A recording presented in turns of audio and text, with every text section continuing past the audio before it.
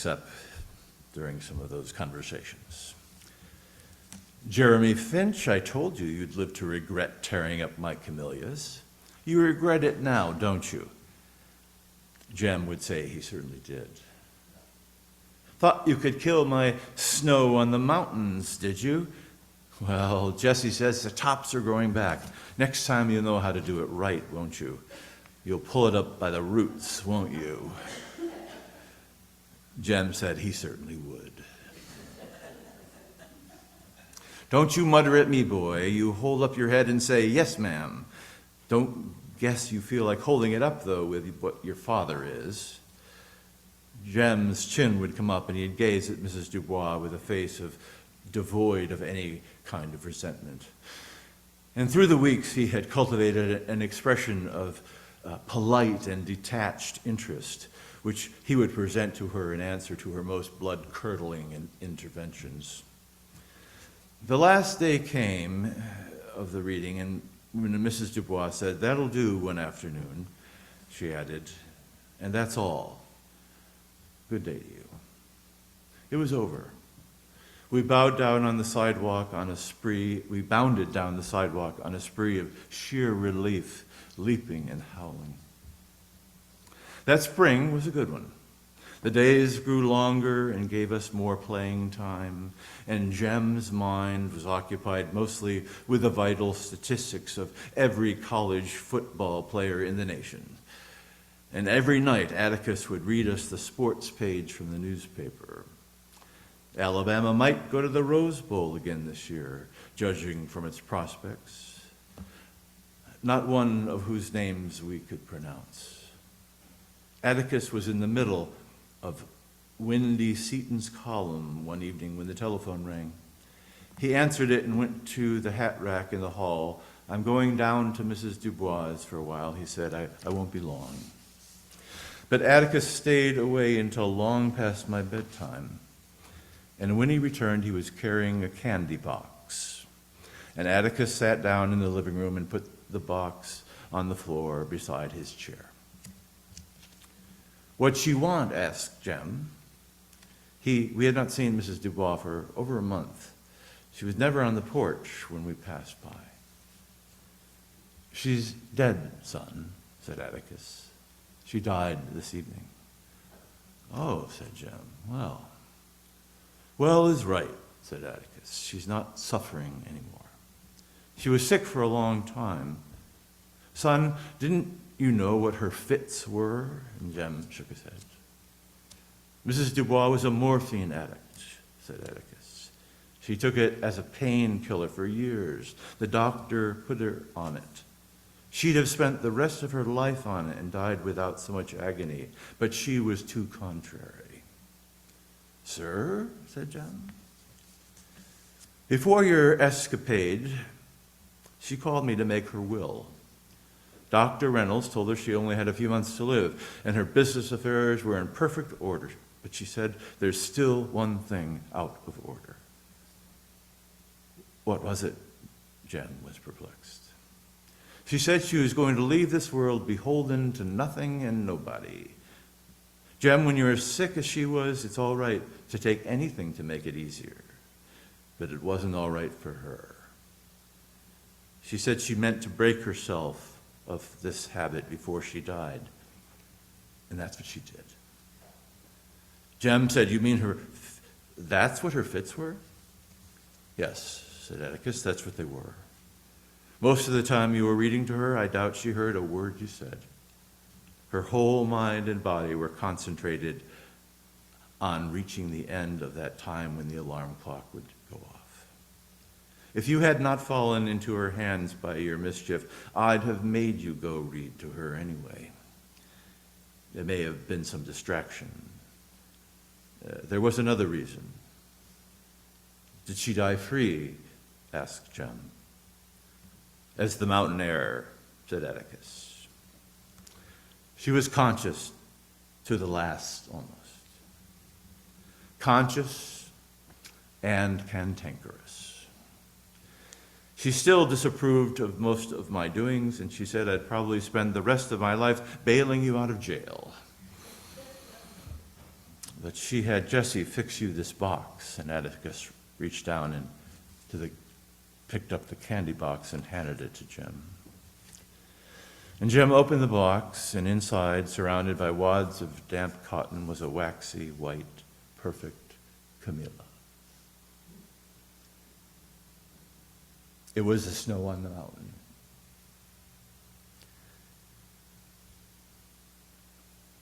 Jem's eyes nearly popped out of his head.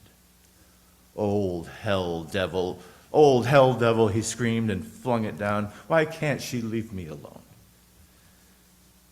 And in a flash, Atticus was up and standing over him, and Jem buried his face in Atticus's shirt. Shh, he said.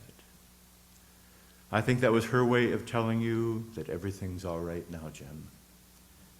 Everything's all right. You know, she was a great lady. A lady? Jem raised his head. His face was scarlet. After all the things she said about you, a lady? She was. She had her own views of things, a lot different from mine, maybe. Son, I told you that if you hadn't lost your head, I'd have made you go read to her. I wanted you to see something about her. I wanted you to see what real courage is. Instead of getting the idea that courage is a man with a gun in his hand. No. It's when you know you're licked before you begin. But you begin anyway. And you see it through no matter what. You rarely win. But sometimes you do. Mrs. Dubois won. All 98 pounds of her. According to her views, she died beholden to nothing and no one. She was the bravest person I ever knew.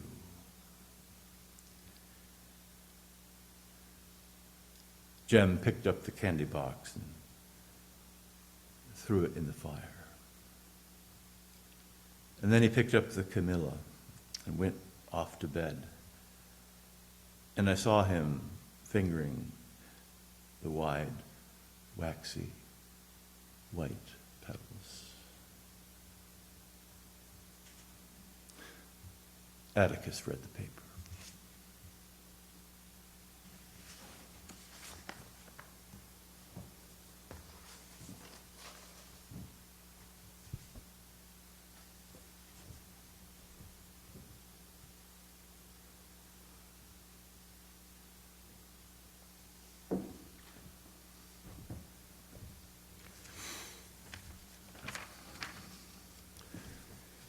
An interesting side note that some of you who perhaps love the movie as much as I did, the actress who played Scout, her name was Mary Badham, and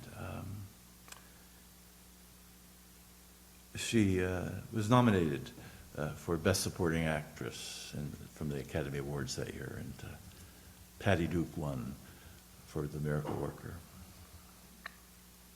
Mary didn't do too much in show business after that and raised a family. But earlier, a couple of years ago, she was cast as Mrs. Dubois in the National Touring Company of Adam Sarkin's adaptation of To Kill a Mockingbird. And that's quite something.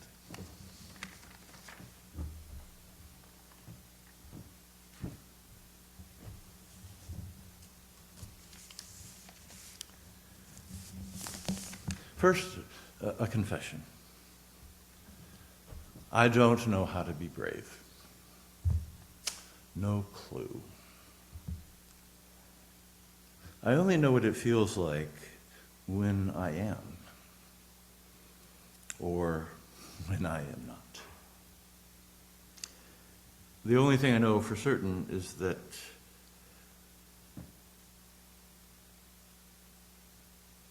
the only way one becomes brave is to begin as a coward.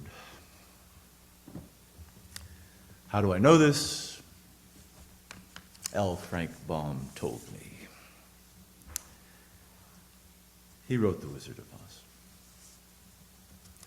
This comes at the point toward the end when the wizard is speaking to the cowardly lion about his quest for courage. And he says this: "You are a victim of disorganized thinking. You are under the unfortunate illusion that simply because you run away from danger, you have no courage. You are confusing courage with wisdom. Back where I come from, we have men who are called heroes.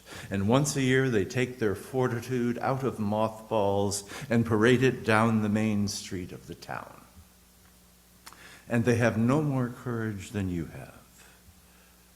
But they have got one thing you haven't got: a medal." I would agree with the wizard that there's a lot of confusion around courage. What is it? What isn't it? Where does it come from? Where does it take us? Why can't we find it when we need it?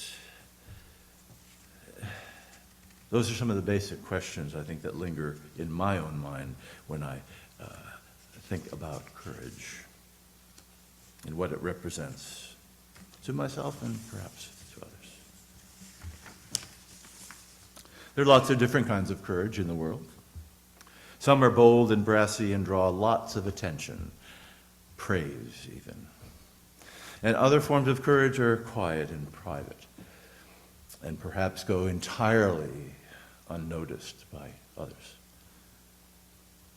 And of course, some acts of courage do earn medals and honors that are pinned to lapels that testify to all the world that some great deed has been done in the name of honor and goodness. Some acts of courage are the sort we don't even know ourselves how we did them. And no visible sign exists for others to see, only an imprint in our own heart that is as tangible to ourselves as any badge of brass and velvet.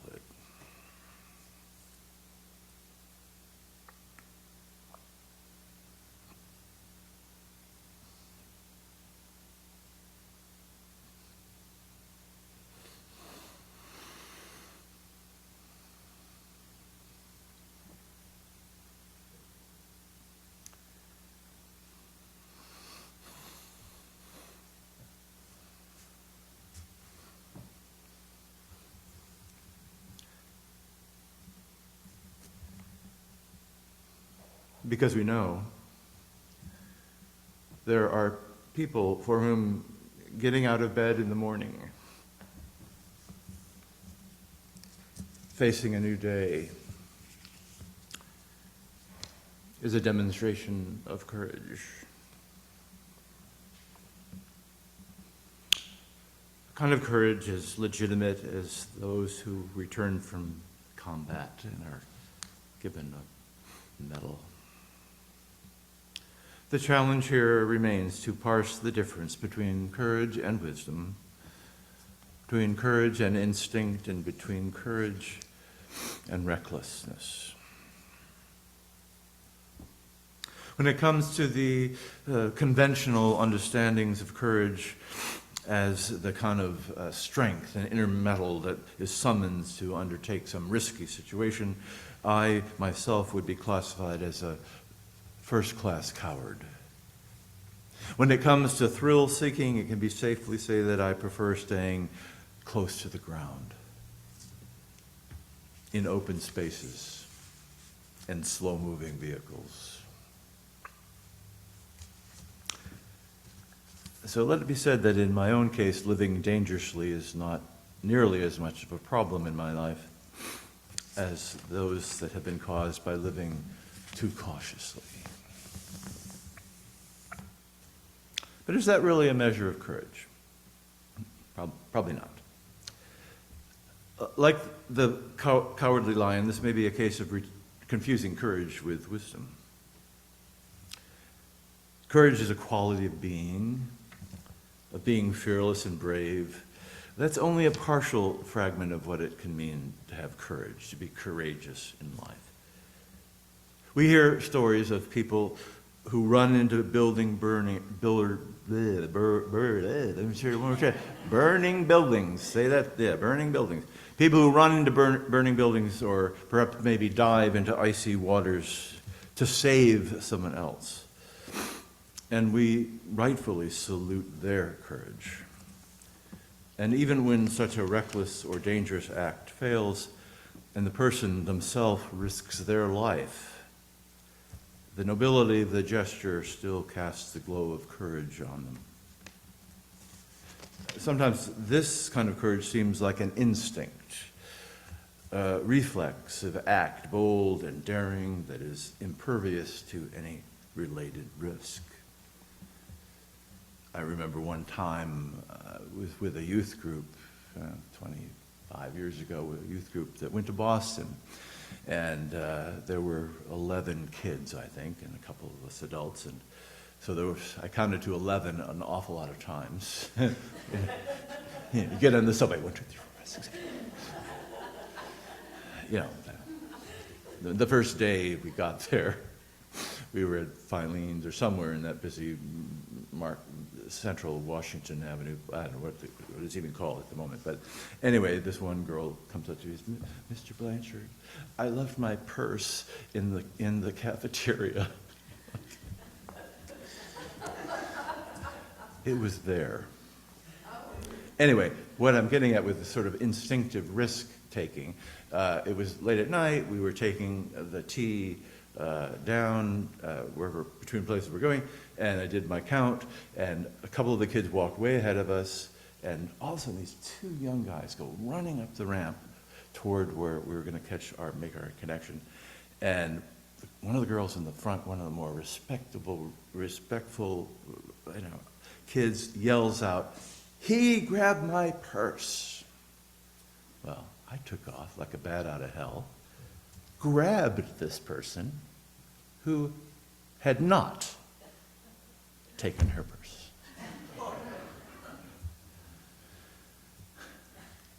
I was kidding.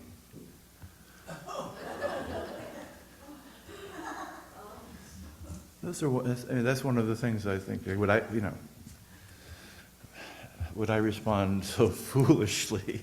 I would say, oh, of course not. But I was no thinking about it, just that kind of risk. I don't think I was brave. I think I was rather ignorant. In any case, this whole notion of sort of the honor we give of courage to people who do things such as I foolishly did.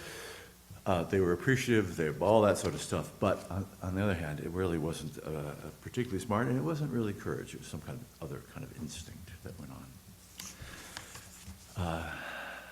Now, if we lived ourselves in Gaza, or even in many American inner cities, the sort of courage that life would demand of us would be the sort that comes from facing probably very ordinary and at the same time extraordinary dangers and difficulties.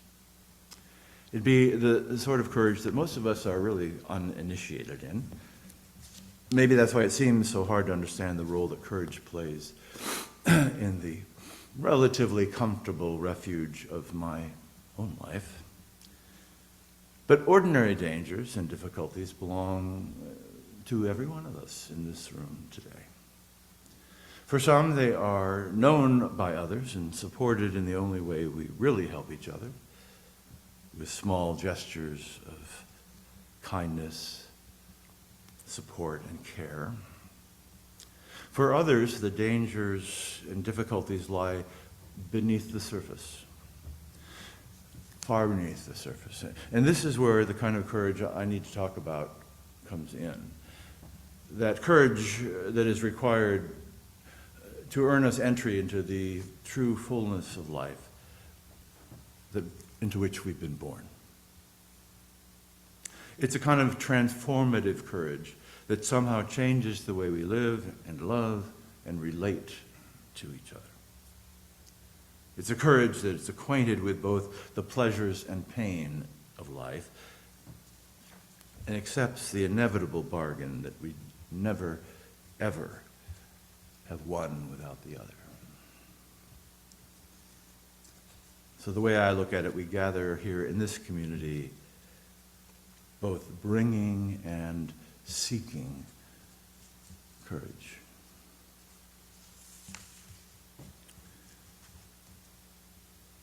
TIllich, theologian, wrote a book that's called The Courage to Be. It was, I think, the very first book I ever read in theological school, a long time ago. Little paperback book, under 200 pages, and being a professional procrastinator, I thought, well, this is going to be a snap. I'll just read this in a couple hours. Big mistake.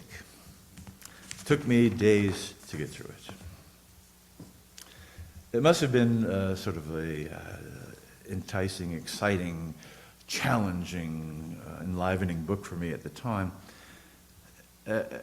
As I learned when I grabbed the book off the shelf to take a look at it for this morning, I learned that I was so captivated by the ideas in this book that I had colored the majority of the book in with yellow highlighter.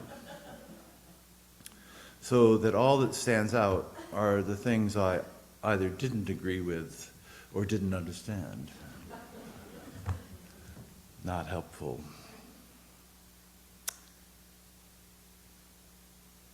But there were elements of it that I found that reminded me of why it was important to me. TIllich wrote, "Courage as a human act, as a matter of valuation, is an ethical concept. Courage as the universal and essential self-affirmation of one's being is an ontological concept. The courage to be is the ethical act in which we affirm our own being, in spite of those elements of existence which conflict with our self-affirmation. Courage is the affirmation of one's essential nature." Translation: courage is being yourself.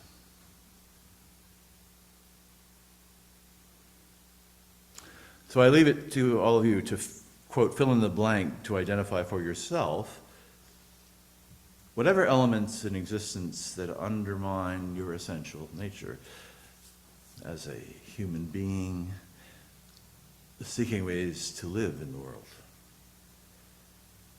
It's often courage that becomes the mortar that holds all of the disparate pieces of life together and binds them to withstand whatever forces would tear them apart.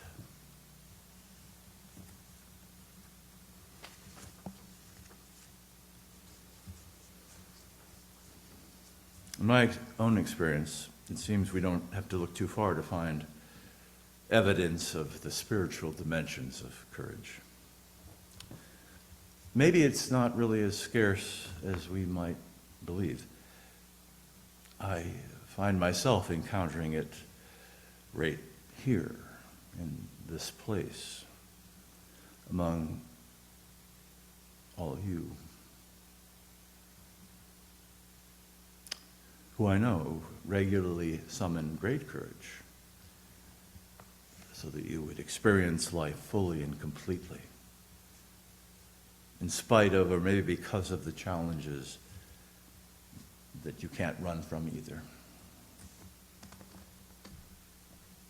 In spite of chronic illness and diminished strength, I observe friends strive and struggle to stay connected to the wider world of friends, interests, and commitments.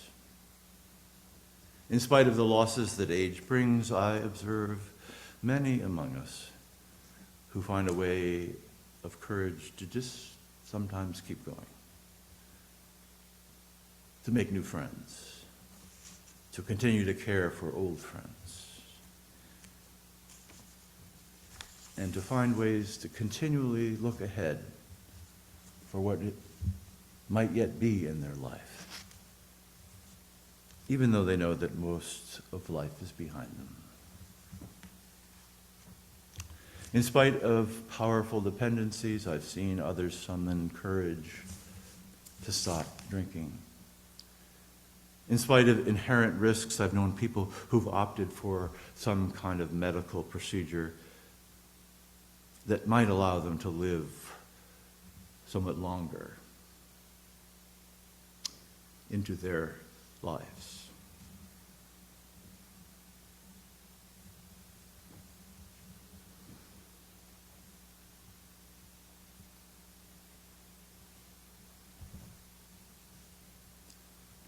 In spite of inevitable hurt and pain, I've learned what it means to be a truth teller so that our inner and outer lives might have coherence. These sort of things don't happen without some infusion of courage. These examples may offer some illustration, but the only real way that any of us come to recognize and know courage is in our own lived experience. If you wonder what it is for you, I'd invite you to try to now recall some occasion in your life when you felt most courageous. Not when someone else told you you were being brave or you were some kind of a hero. Not necessarily doing something brave and selfless before a crowd. Because courage's manifestation is typically very modest and most often very private. So think about it. Have you at some point in your life stood up for something that you had a conviction that simply told you something needed to be done and something was right and you did it? Have you found a way to face a haunting memory that had held you down in your spirit? Have you overcome some kind of a self-doubt or fear?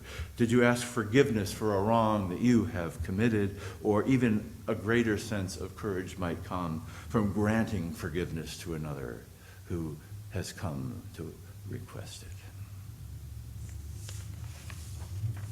Remember those moments, small as they may be, and how it felt. Courage such as this involves usually a significant risk. A risk which is worthwhile because it opens doors we didn't know were closed to some basic, essential feeling and emotion. And that might be surprise, or relief, or elation, or wonder, or trust, or peace.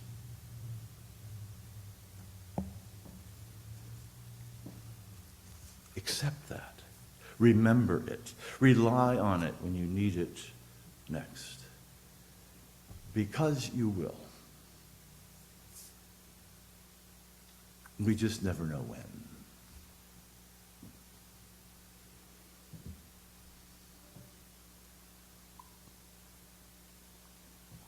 The final question, the question of why we eventually find the courage we need, well, that might be a harder, more difficult thing to address.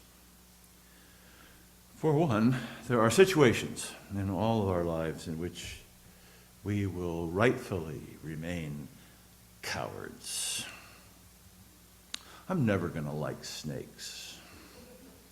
I'll always be afraid of them, even the little garden ones I come upon. I know they're not going to hurt me, but I still say words I don't say in polite company.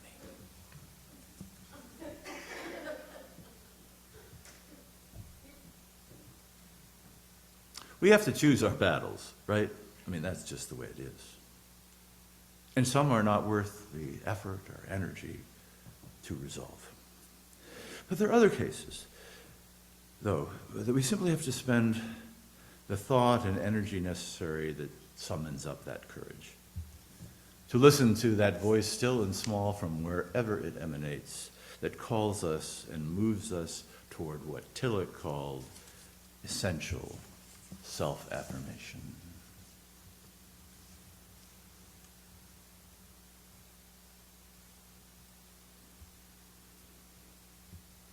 Again, I would rephrase that and simply call it self-love. The fact is, despite all that we learned in the realm of childhood stories, of dragons and princesses, of wicked witches and cowardly lions, or cowboys and Indians, there's nothing particularly noble or rare about courage. In fact, it seems to me that the most baffling contradiction of the most profound expression of courage is that when it is summoned, we realize that it is not really truly a choice. It's not something we should do or something that we want to do or something other people have told us we have to do. Ultimately, we give courage expression in life because it has become the last resort. We've tried everything else. Knowledge, logic, charm, intimidation, cleverness, cynicism. And finally, we learn none of them work. All that's left is courage. And like faith, courage can start out the size of a mustard seed. And we have to do a lot of cleaning out of the clutter in life to get to the bottom of things, where that mustard seed of courage waits for us. Like faith, we rarely come to count on courage until our personal powers seem depleted. When we really, again, don't know what's left to do. And we reach a point where we're finally willing to risk an act of courage, knowing the consequences of whatever that risk entails, and trusting that whatever outcome comes about is better than living a vulnerable and broken life. It may not be the Purple Heart we're granted for the courage that we find to be whole people, but the journey toward that kind of spiritual health and wholeness requires as much courage of us as any battle. We're fighting for ourselves and for others who are watching us, for models of courage. If that person can do it, so can I. So I am willing to look more closely for those kinds of signs of courage. The sustaining kind that allow us to affirm our essential nature. And the deeper I look, the more I see.